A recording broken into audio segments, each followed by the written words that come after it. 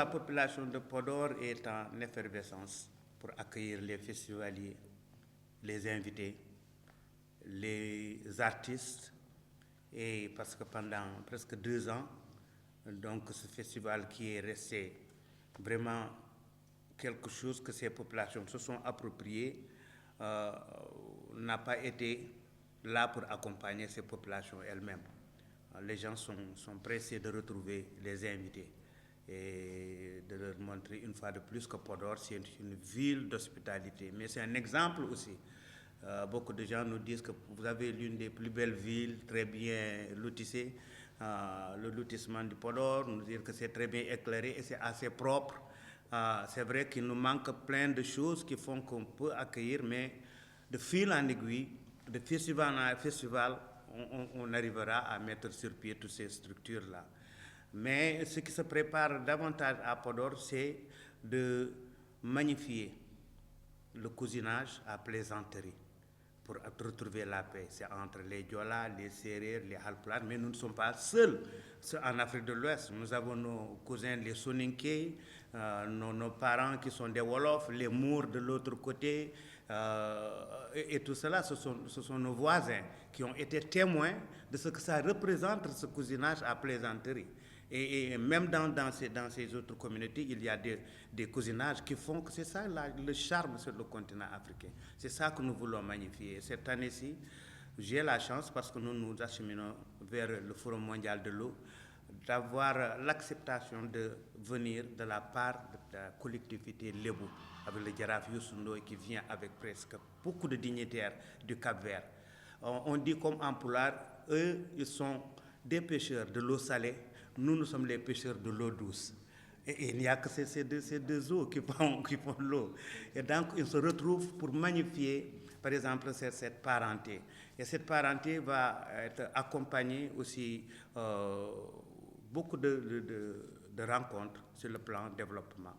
Il y a des formations sur le plan communication, sur le plan d'accompagner un festival, sur le plan de l'agriculture, l'élevage et la pêche. Et il y aura aussi des échanges sur des exemples concrets de projets de développement qui sont là, qui existent, qui ne sont pas des projets du futur, mais des projets qui marchent. En l'occurrence, Nanka, qui est là-bas, qui s'appelle sur l'élevage, l'agriculture, la pêche, les technologies, et d'autres, et l'UJAC, qui est l'Union des jeunes agriculteurs département de Podor, qui existe depuis presque 25 ans, si je me trompe, et qui a accompagné beaucoup de jeunes agriculteurs qui ont réalisé des projets qui sont importants. Et ça, on veut vraiment que ça soit le clou sur le plan des rencontres scientifiques, parce qu'on pourra parler aussi de l'importance de l'accès à l'eau potable. On est à Podor. La dernière réunion avec le comité d'organisation locale, il est ressorti que même à Podor, aux environs de Podor, cette ville qui est au bord du fleuve Sénégal, qui a donné naissance à beaucoup d'affluents et beaucoup d'autres cours d'eau, il y a des villages où on ne trouve pas de l'eau potable. Ce n'est pas normal. Et donc, c'est un moment de parler de tout cela et de voir qu'est-ce qu'il reste à faire avec des spécialistes de tous ces secteurs. C'est une programmation très alléchante. Il y aura toutes les facettes de la culture traditionnelle, de la Casamance jusqu'au Cap-Vert, de Kaolack avec le Ngoyane jusqu'au Sénégal oriental. Il y a vraiment de la matière, ça sur le plan traditionnel. Par exemple, il y a une première soirée, le jour de l'ouverture, qu'on appelle la soirée des dames. Ce ne sont que des divas qui vont vraiment animer la soirée.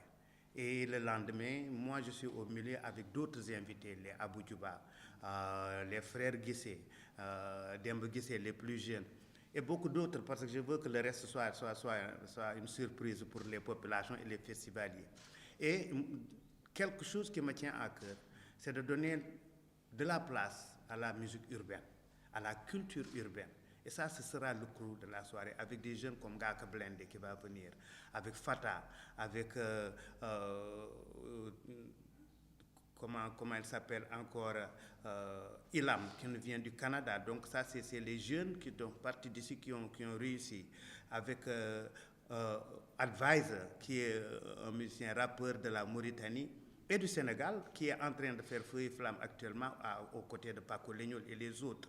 Donc, bon, je ne peux pas tout dévoiler, mais en tout cas, c'est une programmation très, très alléchante, avec beaucoup de carnaval. Donc, du premier jusqu'au dernier jour, le carnaval, des cortèges, de culture, de coloration culturelle, donc que les gens vont découvrir. Il y aura aussi une partie sur la sous-région. Bien sûr, le festival s'appelle les Blues du Fleuve. Le fleuve, ce sont les 4 pays qui se le partagent. À chaque année, il y a des artistes qui représentent les différents pays de la sous-région.